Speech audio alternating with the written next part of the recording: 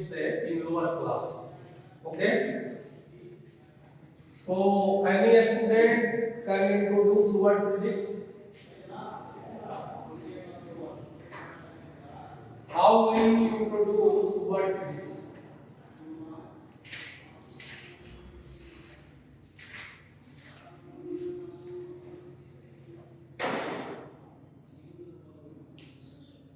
Physics की meaning समझ में आ रही है? फिजिक्स की मीनिंग अगर आपको समझ में आएगी, then you can define physics.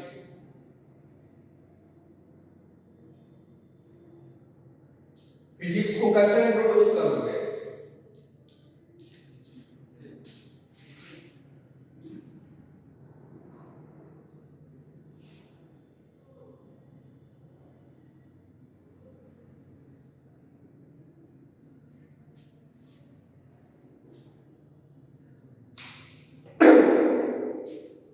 देखो फिजिक्स का लिटरली मीनिंग अगर हम लोग देखें तो हिंदी लिटरेचर में इसकी मीनिंग होती है भौतिकी।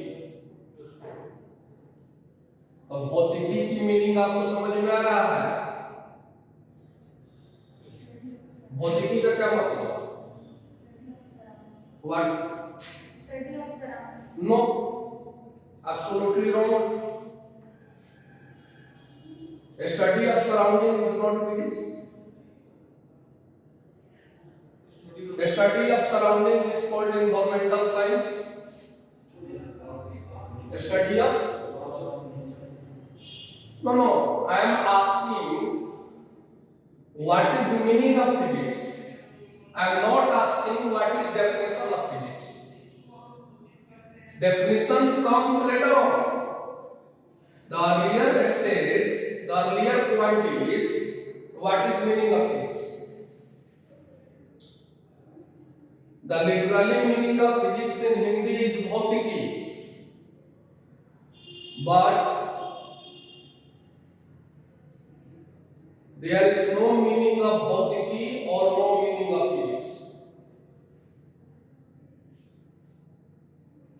तो भौतिकी इसकी हिंदी ट्रांसलेशन हुई तो इसकी मीनिंग क्यों नहीं समझ में आ रहा है? रीजन ये है, physics is not the original word. Actually physics is a English word and it is not original word, it is a derived word.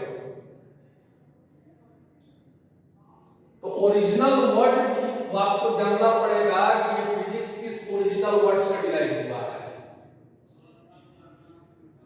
तो ये जो फिजिक्स है ये डिराइव हुआ है ग्रीक वर्ड फिजिक्स से.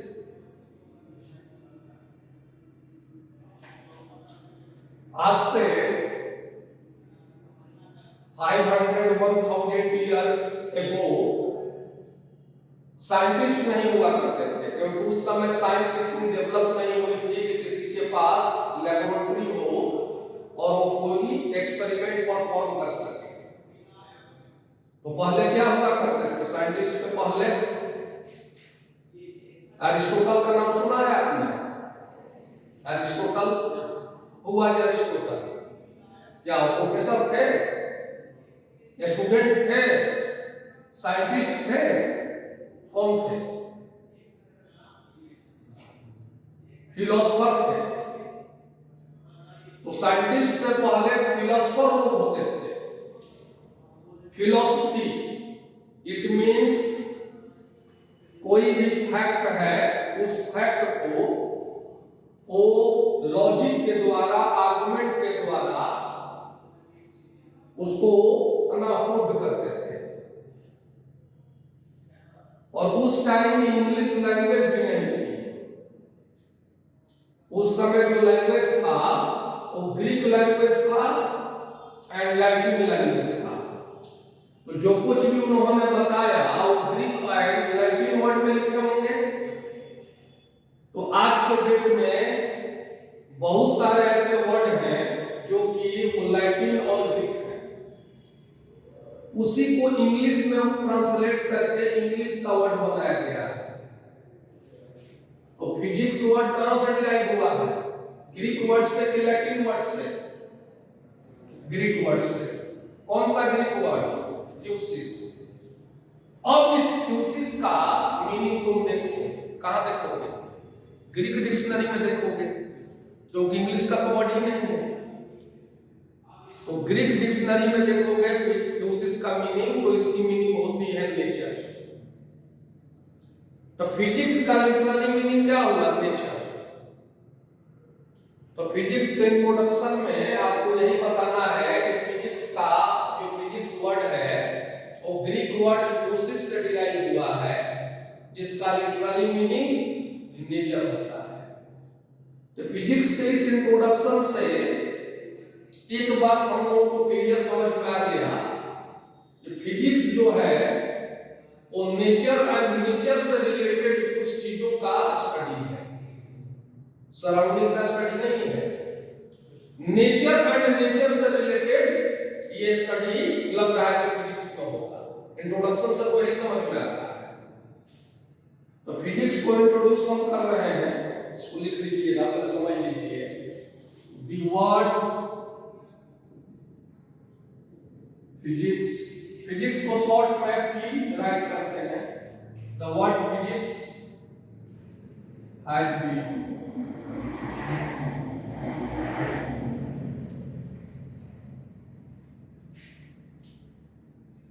derived from Greek word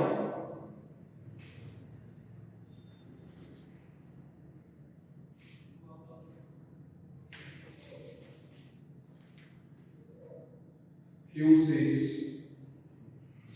which means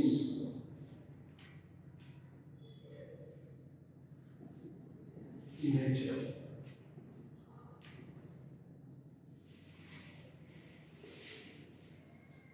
You can't use word surrounding. Nature के लिए सराउंडिंग वर्ड हम लोग यूज नहीं कर सकते हैं, नेचर ही वर्ड यूज करना है, नोट डाउन।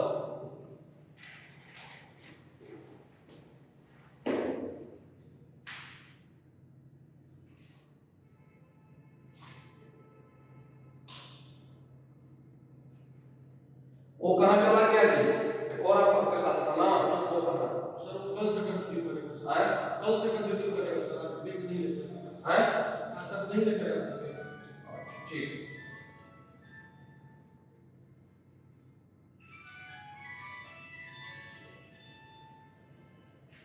आपका क्या नेम है?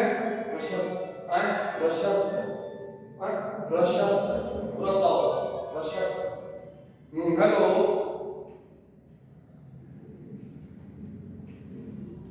चलिए, हो गया। अब देखो हम लोग, अब फिजिक्स को हम लोग यहाँ पे डिफाइन करेंगे।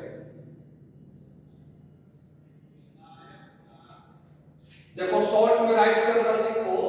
ये इंट्रोडक्शन राइट किया हुआ है और ये डेफिनेशन राइट किया हुआ है। शॉर्ट में हम डेफिनेशन को, फिजिक्स को कैसे डिफाइन करें। देखो ये तो क्लियर हो गया कि फिजिक्स जो है वो, फिजिक्स की मीनिंग हो गई नेचर। तो नेचर का स्टडी तो होगा, तो नेचर में क्या स्टडी करेंगे? नेचर की वर्किंग स्टडी करना है, नेचर कैसे वर्क कर रहा है। इस पे वैसे मैंने प्रोजेक्ट किया तो फिर ये अर्थ पे ही लैंड कर रहा है, तो ये नेचर का वर्किंग है। एप्पल अगर ट्री से फॉल हो रहा है तो एयर में हैंग नहीं करता है, वो स्पेस में अपवार्ड मूव नहीं करता है, वो अर्थ पे लैंड करता है। कोई भी ऑब्जेक्ट, कोई भी बॉडी अर्थ पे लैंड कर रही है, तो ये नेचर का अरेंजमेंट है। इसके पीछे कुछ नेचर का लॉ काम कर रहा है।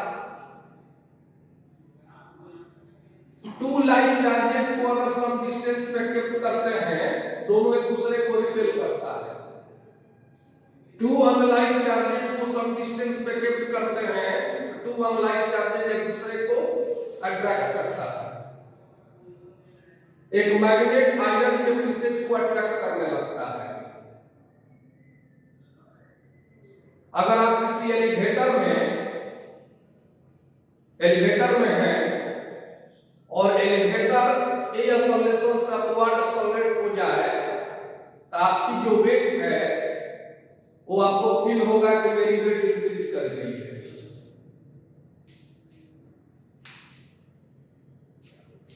रेनी सीजन में आपने रेनबो का फॉर्मेशन देखा है। ये इलेक्ट्रिक बल्ब जो है वो ग्लो कर रहा है।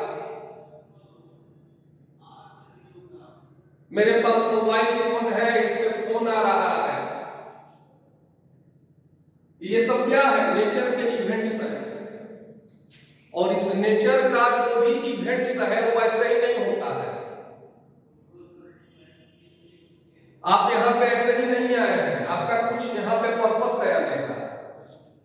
तो नेचर में जो भी इवेंट्स एक्सप्रेस हो रहा है वो नेचर के लॉज पर बेस्ड है। नेचर अपना वर्क कर रही है, उसका कुछ अपना स्पेसिफिक लॉ है, उसी लॉ पर नेचर अपना वर्क करता है। वो जो नेचर का लॉ है, किस लॉ पर क्या इवेंट हो रहा है, यहाँ पे ग्रेविटी का लॉ ना ओबे हो रहा है। दो चार्जेस एक दूसरे को रिपेल करते हैं, अट्रैक्ट करते हैं, यहाँ पर इलेक्ट्रोमैग्नेटिज्म का लॉ काम कर रहा है। तो इस नेचर में बहुत सारे लॉज वर्क कर रहे हैं और उस लॉज की डिस्कवरी किसने किया है? साइंटिस्ट ने किया है। ऑलरेडी उस लॉ का नॉलेज साइंटिस्ट को है और वो नॉलेज आपको लेना है। तो नेचर के लॉज को हम लोग फिजिक्स का लॉज बोलते हैं, क्योंकि नेचर मींस फिजिक्स होता है। तो नेचर का स्टडी करोगे एंड नेचर के लॉज का स्टडी करोगे फिजिक्स में, यही करोगे ना। अब ये नेचर का जो लॉ है, उस नेचर के लॉ को डिस्क्राइब करने के लिए किस किस चीजें की जरूरत पड़ेगी, इस नेचर में क्या क्या है, उसी के टर्म में ना नेचर के लॉ को एक्सप्रेस करेंगे। तो इस नेचर में क्या है? सबसे पहला मैटर। हम सभी लोग मैटर हैं। मैटर आपको पढ़ाया गया होगा लोअर क्लास में। जिसके पास कुछ मास हो और कुछ वॉल्यूम ऑक्यूपाई करे। इस नेचर में एनर्जी है, इलेक्ट्रिकल एनर्जी मैकेनिकल एनर्जी में कन्वर्ट हो रहा है, तो फ्रैक्ट कर रहा है। फ्यूल के पास जो एनर्जी है वो बर्न होकर के वो कन्वर्ट हो रहा है, हीट एनर्जी कन्वर्ट हो रहा है काइनेटिक एनर्जी में, जिसके कारण आपके बाइक का व्हील रोटेट कर रहा है। तो एनर्जी है इस नेचर में, और एनर्जी क्रिएट नहीं कर सकते हो एनर्जी को, और नहीं तुम एनर्जी को डिस्ट्रॉय कर सकते हो। एनर्जी को तुम केवल ट्रांसफर कर सकते हो from one form to another form. तो एनर्जी का ट्रांसफॉर्मेशन हो रहा है। इस नेचर में क्या है? मैटर है, एनर्जी है। अभी मेरे पास फोन आया, कैसे फोन आ गया?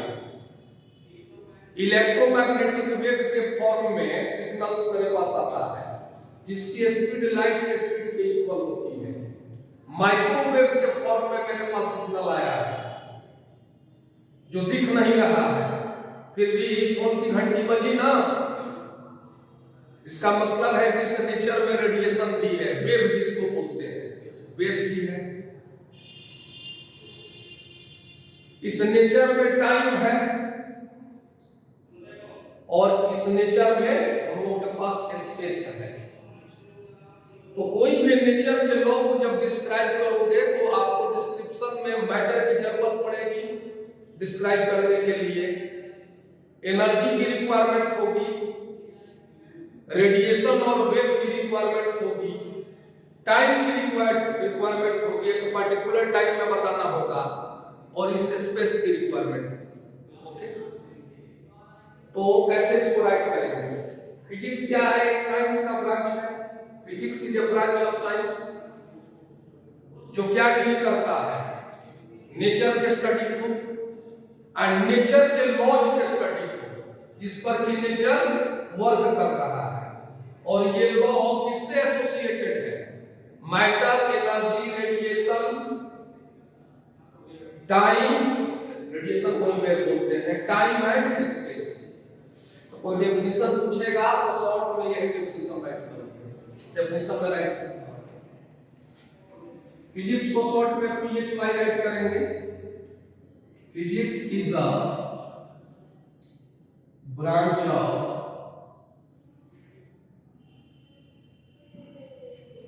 Science which deals with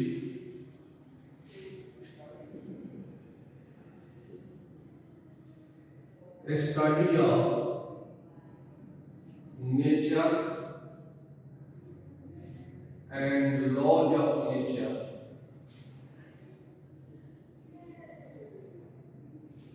on which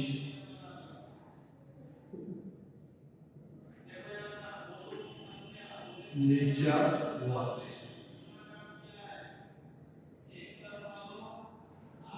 associated with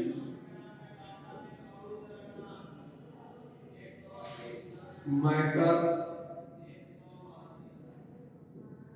energy, wave or radiation, time and space. Laws of nature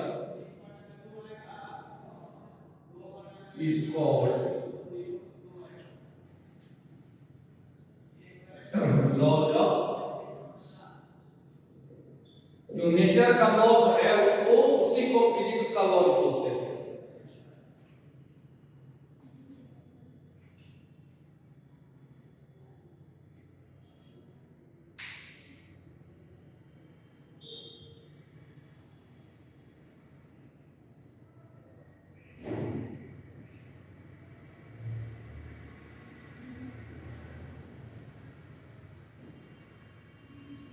अब देखिए जो बाबू ये नेचर का लॉज है, इसको किसने बनाया?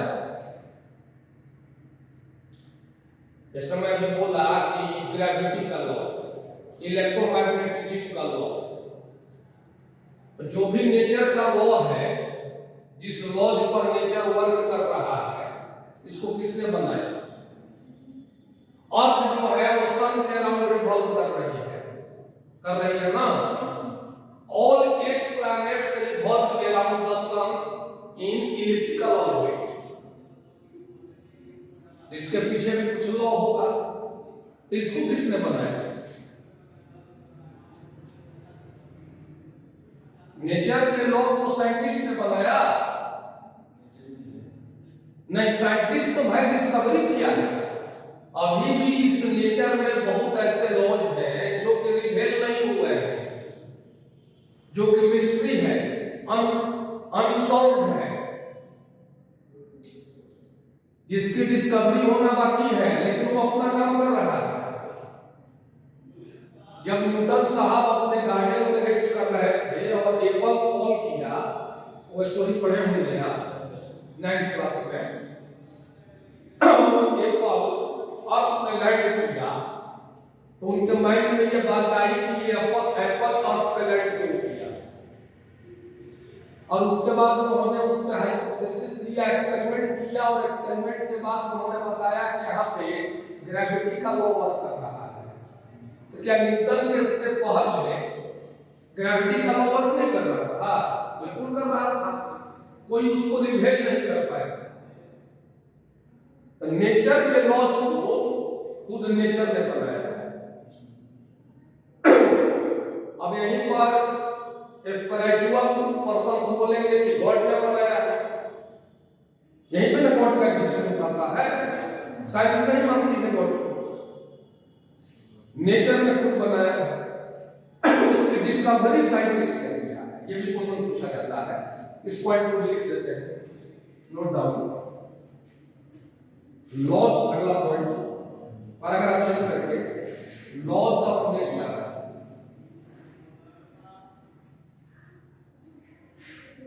each discovered by a scientist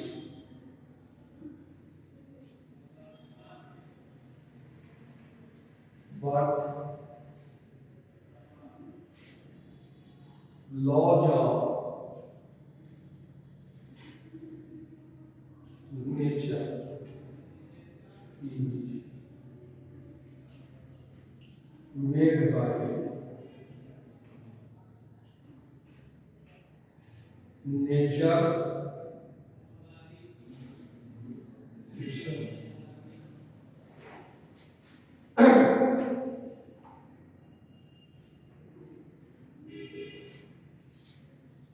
ठीक है, अब देखो नेचर एंड नेचर के लॉज के स्टडी को फिजिक्स बोलते हैं। शॉर्ट में बोलना हो नहीं बोलेंगे ना, किसका स्टडी है?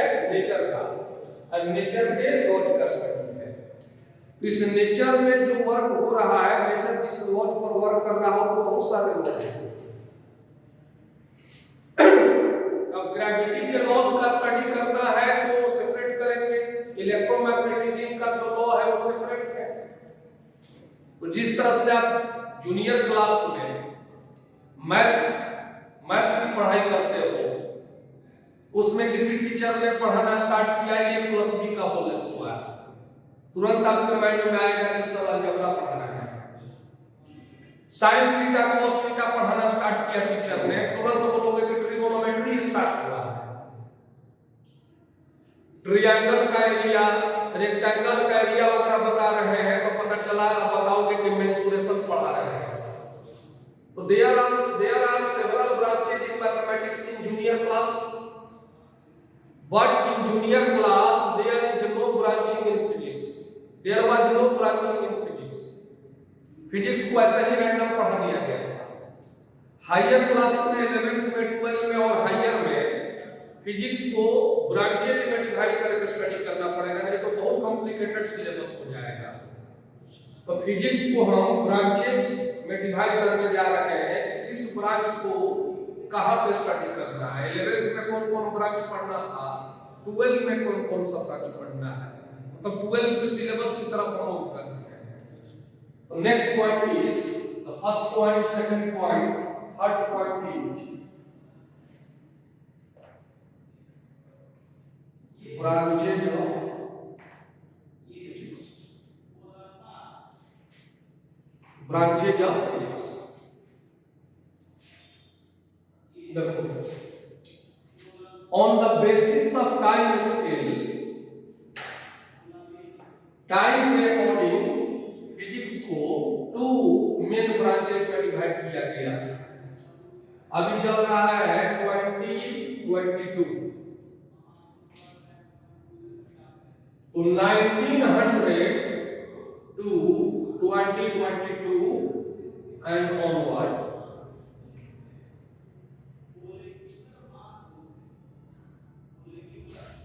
वन 122 ईयर्स हो चुका ना। तो 1900 के बाद वाला जो भी नेचर के लॉ की डिस्कवरी हुआ, पोस्ट 1900 के बाद बहुत सारे साइंटिस्ट का जो वर्क हुआ, जिसमें कि एल्बर्ट आइंस्टाइन का नाम आएगा, डी ब्रॉगली का नाम आएगा, मैक्सवेल का नाम आएगा, सॉरी मैक्सवेल का नहीं आएगा, हिजेनबर्ग का नाम आएगा। तो 1900 के बाद जो भी फिजिक्स में डेवलपमेंट हुआ उसको हम लोग पढ़ेंगे मॉडर्न फिजिक्स में।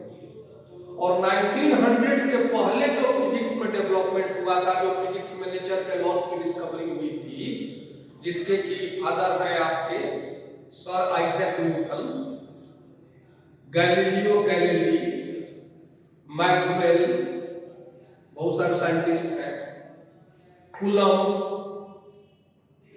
उसको हम लोग 1900 से पहले वाला pre-1900 इसको बोलते हैं classical physics. Classical means old होता है। तो फिजिक्स को टाइम स्केल पर 2 पार्ट्स में, 2 ब्रांचेज में डिवाइड किया गया। कौन? Classical physics and modern physics. Classical physics कब की फिजिक्स है? 1900 से पहले की फिजिक्स है, और मॉडर्न फिजिक्स कब की फिजिक्स है? 1900 के बाद की फिजिक्स है। देखो, इससे कंफ्यूज मत होना, मैं ये नहीं कह रहा हूं कि तुम अभी 2022 में हो तो तुम मॉडर्न फिजिक्स के एरा में हो, नहीं नहीं, जो डिस्कवरी हुआ है वो पढ़ना है ना तुमको। तो तुम 1900 के पहले वाला फिजिक्स नहीं पढ़ोगे तो 1900 के बाद वाला फिजिक्स नहीं समझ में आएगा। तुम तो पढ़ रहे हो ना, तुमको किस एरा में तुम्हारा बर्थ हुआ है ये मतलब नहीं है। तो हम लोग यहाँ पे फिजिक्स की ब्रांचिंग करेंगे। फिजिक्स को 2 मेन ब्रांचेज में डिवाइड किया गया है।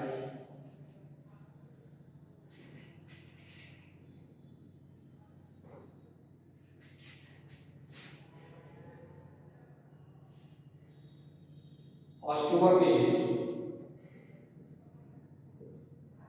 Classical physics,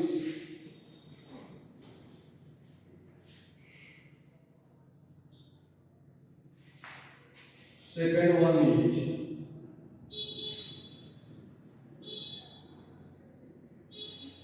modern physics. Classical physics and modern physics. Classical physics कब की फिजिक्स है? Pre 1900, pre 1900। और मॉडर्न फिजिक्स कब का फिजिक्स है? पोस्ट 1900। प्री एंड पोस्ट का मीनिंग समझ में आता है ना? कैसे समझाओगे प्री एंड पोस्ट का मीनिंग? मुझे एक एग्जांपल से बताओ। आपका फोन जो है वो प्रीपेड है, प्रीपेड फोन है ना? प्रीपेड मीन्स क्या हुआ? पहले पैसा दो, प्री मतलब पहले पेड करो और तब बात करवाएगा, और जिस दिन बैलेंस खत्म हो गया उस दिन फोन ऑफ। आपके घर में हो सकता है कि लैंडलाइन फोन होगा, या है ना? उसमें क्या है कि पहले बात करो तो बिल आएगा, तब उसका पेमेंट करो, उसको पोस्टपेड बोलते हैं। तुम चाहो इस मोबाइल फोन को भी पोस्टपेड करवा सकते हो, सस्ता पड़ेगा। तो ये हुआ 1900 से पहले और 1900 के बाद। देखो, इसमें बहुत सारे साइंटिस्ट हैं, ज्यादा का नेम नहीं लिखूंगा मैं, टाइम नहीं है इतना मेरे पास। उनका मैं केवल नाम बता रहा हूं जिनको की फादर बोलते हैं। जैसे पूछता है क्वेश्चन, केमिस्ट्री के फादर कौन है? केमिस्ट्री के कौन फादर है जी?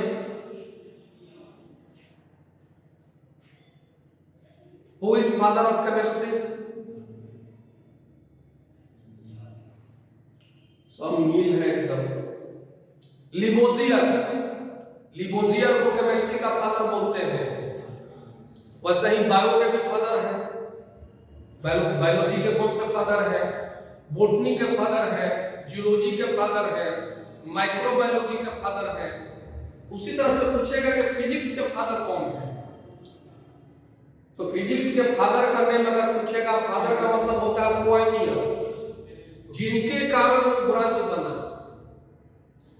तो क्लासिकल फिजिक्स में सबसे ग्रेट साइंटिस्ट का नाम बताना हो तो किसका नाम बताएंगे? सर आइजैक न्यूटन का।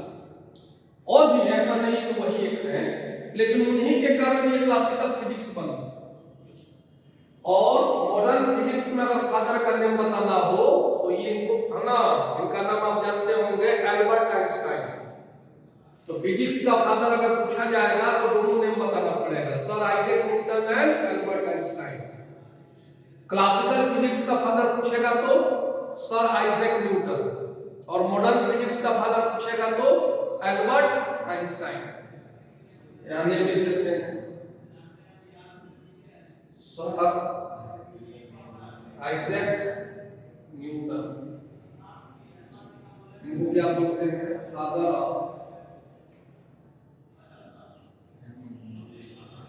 Of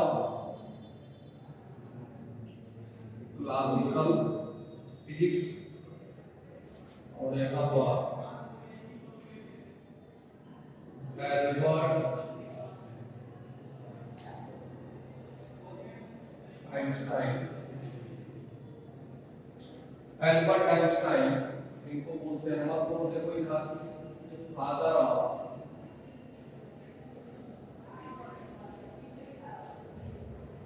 modern physics.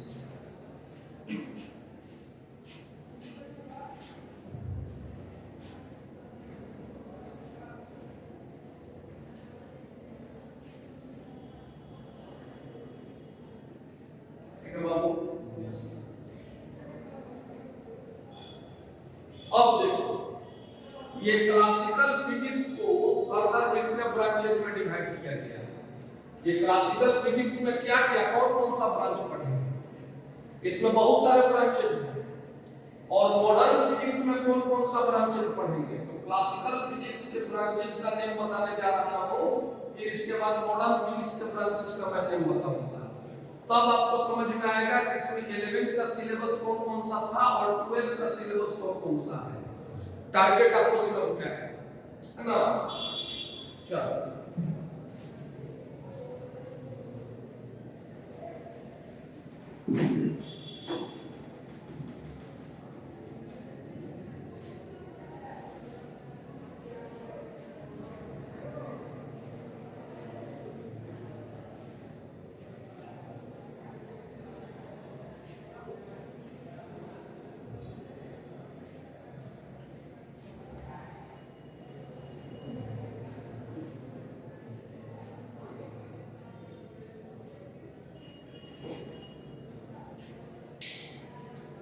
Classical physics,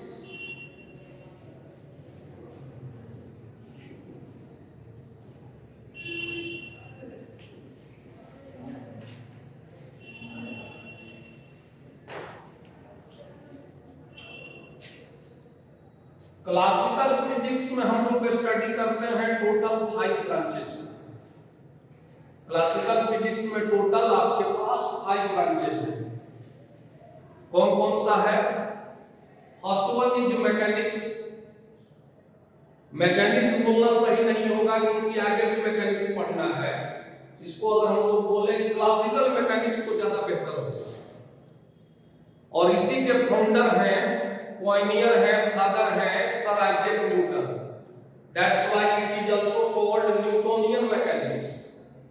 और इसी को हम लोग जनरल फिजिक्स भी बोलते हैं क्योंकि इसमें फिजिक्स का जनरल रूल्स बताया जाता है। तो क्लासिकल फिजिक्स जो कि प्री 1900 है, इसको फर्दर कितने ब्रांचेज में डिवाइड किया गया, 5 ब्रांचेज में। First branch is classical mechanics और न्यूटोनियन मैकेनिक्स और general physics GP. The second branch is waves. इसमें क्या हम लोग वेव्स के बारे में पढ़ेंगे। वेव्स क्या होता है, वेव का प्रोपगेशन कैसे होता है, साउंड वेव, स्ट्रिंग वेव। इसमें लाइट वेव नहीं पढ़ेंगे। लाइट वेव पढ़ने के लिए एक सेपरेट ब्रांच है। लाइट वेव को छोड़ करके, इलेक्ट्रोमैग्नेटिक वेव को छोड़ करके बेसिकली साउंड वेव, लॉन्गिट्यूडिनल और ट्रांसवर्स वेव, स्ट्रिंग वेव की स्टडी करेंगे। तो ये आपका ब्रांच हुआ वेव्स। थर्ड ब्रांच जिसमें कि हम लोग हीट का स्टडी करेंगे, टेम्परेचर का स्टडी करेंगे, थर्मोडायनामिक प्रोसेस का स्टडी करेंगे। This is your thermal physics. Fourth branch जिसमें स्टेशनरी चार्ज का स्टडी करेंगे, moving charge that is current का स्टडी करेंगे। चार्ज मूविंग अगर है तो मैग्नेटिक फील्ड प्रोड्यूस करता है, मैग्नेटिक फील्ड का स्टडी करेंगे। चार्ज अगर स्टेशनरी है तो अपने अराउंड इलेक्ट्रिक फील्ड प्रोड्यूस करता है, इलेक्ट्रिक फील्ड का स्टडी करेंगे। अर्थ एक नेचुरल मैग्नेट है, मार्केट में बार मैग्नेट मिलता है, आप परचेज कर सकते हैं। मैग्नेट का स्टडी करेंगे और पूरा जो ये स्टडी होगा एक बिग ब्रांच के तहत होगा और इसका नेम है इलेक्ट्रोमैग्नेटिज्म। और फिर इसके बाद लास्ट में हम लोग लाइट का स्टडी करेंगे। What is nature of light, what are properties of light, what are phenomena based on light and study of light is called optics। यही 5 ब्रांचेज आपको क्लासिकल फिजिक्स में पढ़ना है। कितने ब्रांचेज हुए, 5।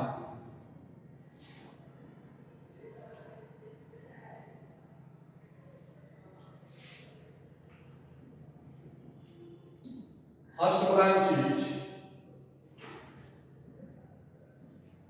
क्लासिकल मैकेनिक्स,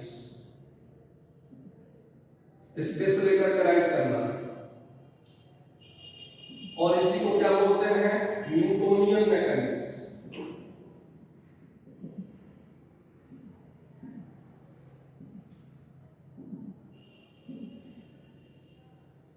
और it is also called general physics.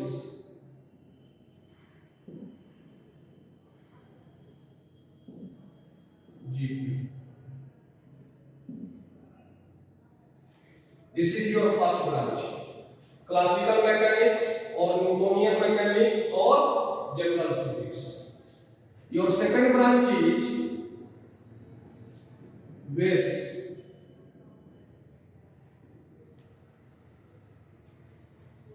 your third branch is thermal physics। Physics को short में पी बोलते हैं, PHY को राइट कर देते हैं। your fourth branch is electromagnetism।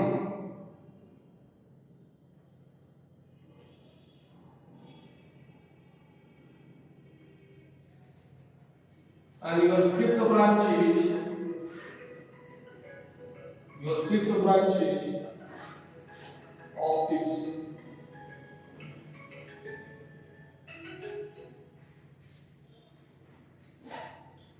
देखो ठीक से, क्लासिकल फिजिक्स जो कि 1900 पहले की है, देखो क्लासिकल फिजिक्स में बहुत सारे फिजिक्स में डेवलपमेंट हुआ है, अभी तो 5 ब्रांचेस बन गया। क्लासिकल मैकेनिक्स और न्यूटोनियन मैकेनिक्स और जनरल फिजिक्स, शॉर्ट में जीपी बोलते हैं, waves, thermal physics, electromagnetism, optics.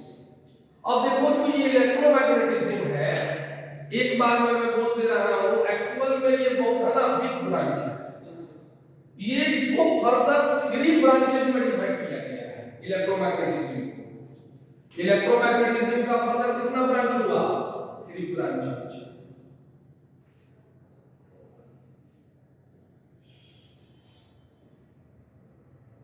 First one is electrostatics,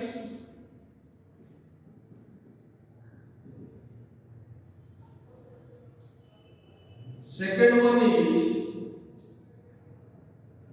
electrodynamics,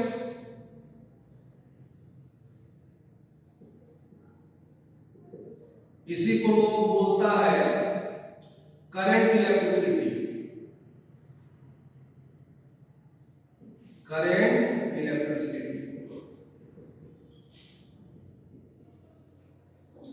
and third branch is magnetostatics,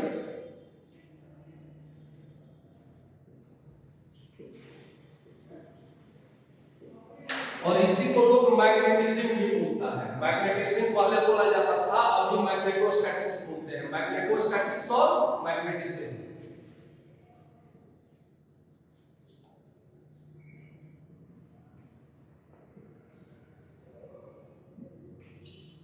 देखो इलेक्ट्रोस्टैटिक्स, इलेक्ट्रोडायनेमिक्स एंड मैग्नेटोस्टैटिक्स, तीनों को कलेक्टिवली इलेक्ट्रोमैग्नेटिज्म बोलते हैं। अगर आपको शॉर्ट में जल्दी से बोल देना हो तो इलेक्ट्रोमैग्नेटिज्म बोल के निकल जाएगा। इलेक्ट्रोमैग्नेटिज्म जिसको समझ में आता है वो समझ जाएगा कि इसमें इलेक्ट्रोस्टैटिक्स, इलेक्ट्रोडायनेमिक्स और मैग्नेटोस्टैटिक्स तीनों है। ये जो ऑप्टिक्स है, फिर इस ऑप्टिक्स को 2 ब्रांचेस में डिवाइड किया गया। First one is ray optics, ray optics को ही बोलते हैं geometrical optics, and second one is wave optics. ठीक है, इसको 2 ब्रांचेस में डिवाइड किया गया।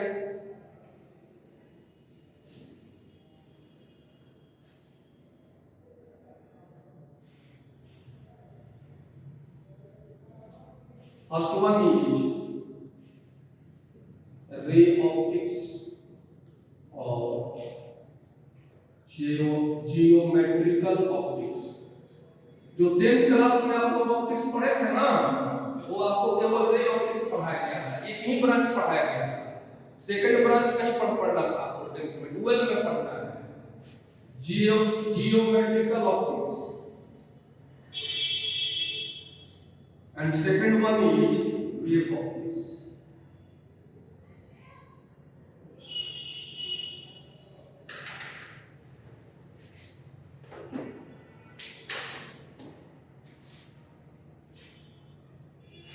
एक और ब्रांच है मॉडर्न फिजिक्स, जो कि मैं कल डिस्कशन करूंगा। अब देखो इसमें आपको मैं सिलेबस बता रहा हूं। इसमें 11th क्लास में कौन कौन सा सिलेबस पढ़ना था बाबू बताओ? क्लासिकल फिजिक्स का कौन कौन सा ब्रांच 11th में पढ़ना था? हाँ 11th में मैंने आपके सामने से दे दिया ना सिलेबस। 11th क्लास में क्लासिकल फिजिक्स का कौन कौन सा ब्रांच पढ़ना था 11th में? आप बताइए। यही मैकेनिक्स पढ़ना था, क्लासिकल मैकेनिक्स पढ़ना था कि रिलेटिविस्टिक मैकेनिक्स पढ़ना था कि क्वांटम मैकेनिक्स पढ़ना था? 3 मैकेनिक्स का पार्ट होता है, classical mechanics, relativistic mechanics and quantum mechanics. कौन सा मैकेनिक्स पढ़ना था 11th क्लास में? क्लासिकल पढ़ना था कि रिलेटिविस्टिक पढ़ना था कि क्वांटम पढ़ना था? रिलेटिविस्टिक मैकेनिक्स वो भी पढ़ना था, क्वांटम मैकेनिक्स ये भी पढ़ना था। नाम ही नहीं तुम लोग सुने हुए हो, वर्स्ट कंडीशन है एकदम। और कौन सा पढ़ना था? और कौन सा पढ़ना था?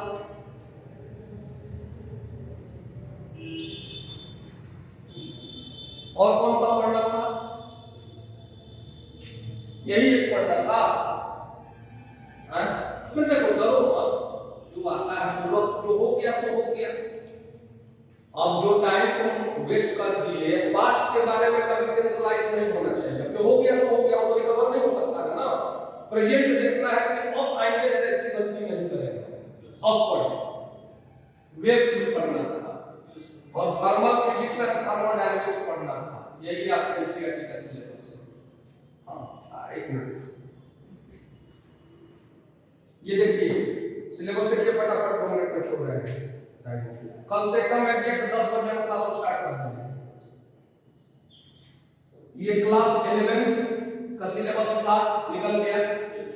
ये भी क्लास 11 का सिलेबस था, जान लो आज पूरा। ये भी क्लास 11 का सिलेबस है। ये जो इलेक्ट्रोमैग्नेटिज्म है मतलब तीनों ब्रांच, ये तीनों ना जी, ये तीनों। अरे एक ही में बोल तो सीधे कौन इतना तीन बोलने जाएगा, सीधे बोल देते हैं इलेक्ट्रोमैग्नेटिज्म। ये क्लास 12 में पढ़ना है। एक ब्रांच हुआ, देखो 3 ब्रांच हुआ ना क्लास 11 में। अब क्लास 12 में इसको एक ही ब्रांच हम ले रहे हैं, इसका 3 ब्रांच का अलग मैटर है, लेकिन एक ही लेंगे ना। ये देखो ऑप्टिक्स, ये दोनों ज्योमेट्रिकल एंड वेव ऑप्टिक्स, मतलब ऑप्टिक्स ये भी क्लास 12 में है। और कल बताएंगे मॉडर्न फिजिक्स में एक ब्रांच और है, वो क्लास 12 में है। देखो एकदम इक्वली डिवाइड किया है सिलेबस वाले ने। क्लास 11 में 3 ब्रांच लिख रहा है और 12 में भी 3 ब्रांच, 2 ब्रांच आपको दिख रहा है, इलेक्ट्रोमैग्नेटिज्म, ऑप्टिक्स, और एक ब्रांच जो कल अभी बताना है मॉडर्न फिजिक्स, उसमें एक ब्रांच आएगा। रिलेटिविस्टिक मैकेनिक्स है और मॉडर्न फिजिक्स है, तो रिलेटिविस्टिक मैकेनिक्स नहीं पढ़ना है ना, मॉडर्न फिजिक्स का बेसिक पढ़ना है। तो एक ब्रांच हुआ है, तो टोटल 3 ब्रांच आपके 12 में है और 3 ब्रांच 11 में था। तो ये निकल गया, ये निकल गया, ये निकल गया। अब ये बचा है, ये बचा है और एक मॉडर्न फिजिक्स बचा हुआ है। यही आपके 12 का सिलेबस है। तो tomorrow I will describe branches of modern physics, and then I will describe in details syllabus of your class 12 and mark distribution. किस चैप्टर से कितने मार्क्स का क्वेश्चन आने जा रहा है?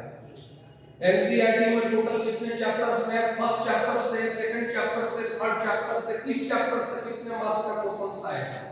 सीबीएसई बोर्ड के पैटर्न पर हम बताते हैं, तो सीबीएसई बोर्ड हो या बिहार बोर्ड हो उससे मतलब नहीं है, सिलेबस वही है, मार्क्स का पैटर्न भी वही है, बस एग्जाम का पैटर्न डिफरेंट है। ठीक है, तो कल आपका इंट्रो का क्लास हाफ एन आवर चलेगा और उसके बाद कल हम आपका सिलेबस भी स्टार्ट कर देंगे। कल आधे घंटे में ये सब बता देंगे और नेक्स्ट जो हाफ एन आवर का टाइम मिलेगा उसमें हम आपको आगे का सिलेबस स्टार्ट कर देंगे। तो कल sharp eight 10 AM I will class